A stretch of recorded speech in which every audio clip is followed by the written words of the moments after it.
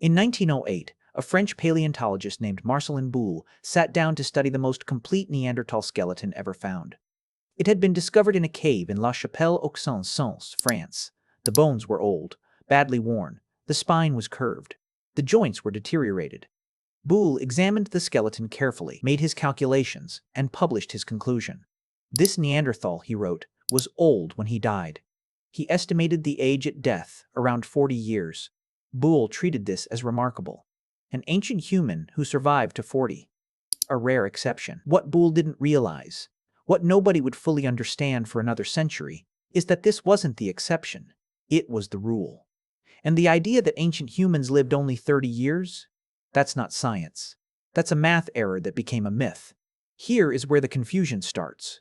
When researchers study ancient populations, they calculate something called average life expectancy at birth.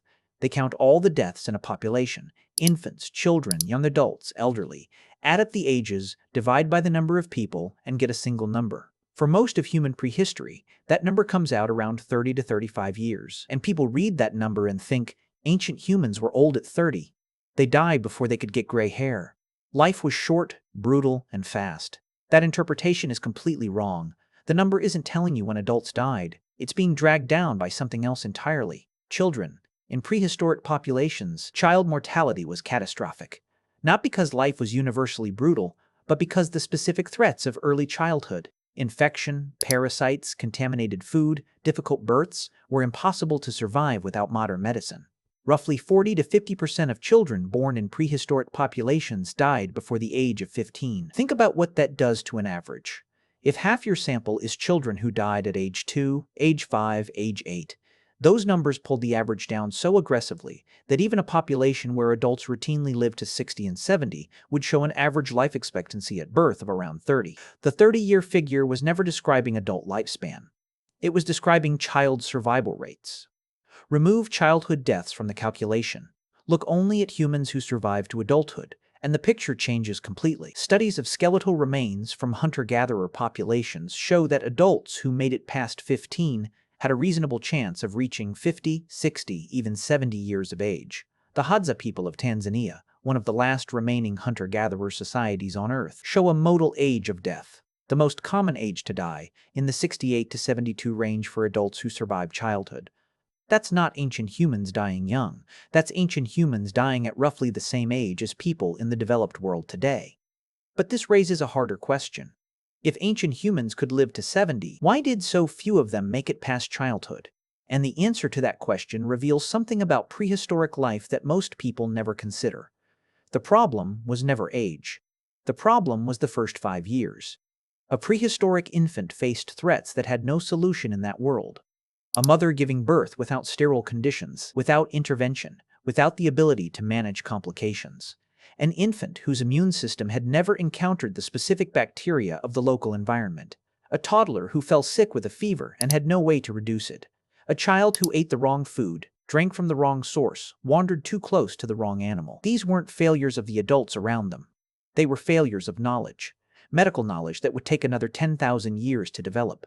The adults who survived childhood were, in a very real sense, the strongest specimens their population produced. They had immune systems that had already been tested and had won. They had the physical constitution to handle what the environment threw at them. And those adults, the ones who made it through, were genuinely old. Skeletal evidence from sites across Europe, Africa, and Asia shows adults with severe osteoarthritis, worn teeth, healed fractures from old injuries, fused vertebrae. These are not the bones of people who died young. These are the bones of people who lived hard and long. There's a burial site in Sungir, Russia, dating to roughly 34,000 years ago.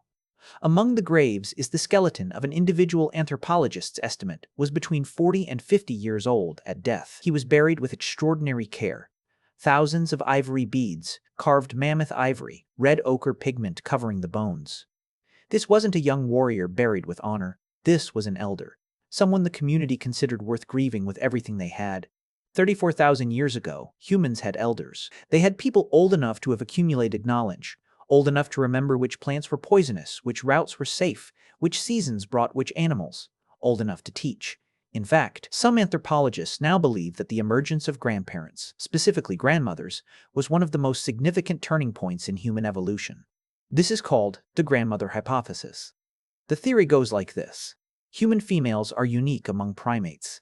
They stop reproducing decades before they die. No other primate does this. Evolution tends to eliminate traits that don't serve survival. So why did menopause evolve? Because a grandmother who stops having her own children can redirect all of her energy toward helping her daughters raise their children. She can gather food, she can carry infants, she can share knowledge, she can provide the caloric and social support that dramatically increases the survival rate of grandchildren. The math works out strikingly well. In populations where grandmothers are present and active, child survival rates increase by a measurable margin. Enough of a margin that over tens of thousands of years, the grandmother effect could have driven the evolution of longer post-reproductive lifespans in human females. Grandmothers weren't a luxury of civilization. They were a survival strategy, which means longevity. The ability to live past reproductive age, to become old, to accumulate decades of knowledge and direct it toward the next generation, wasn't something humans developed recently. It was selected for, deliberately, by evolution itself, 300,000 years ago or more. So when did things actually get worse? Here is the part the textbooks skip. When humans transitioned from hunting and gathering to farming, roughly 10,000 years ago in the Fertile Crescent, and over the following millennia across the world, something unexpected happened to human health. It got worse. Skeletal evidence from the transition period is unambiguous. The people who switched to agriculture were shorter than their hunter-gatherer ancestors. Their bones showed more evidence of nutritional deficiency. Their teeth had more cavities. Because grain is high in sugar and carbohydrates in ways that wild food is not. Their remains show higher rates of infectious disease. Because living in permanent settlements with animals and with dense human populations creates ideal conditions for pathogen transmission. The average life expectancy at birth actually dropped during the agricultural revolution, not because farming was inherently worse than hunting, but because farming created villages, and villages created crowding. And crowding created epidemic disease in populations that had never encountered those pathogens before. The Black Death, smallpox, typhoid, cholera. None of these were meaningful threats to a small band of hunter-gatherers moving through open land. They became civilization-ending events the moment humans started living in cities. It came from three things: clean water, antibiotics, and vaccines.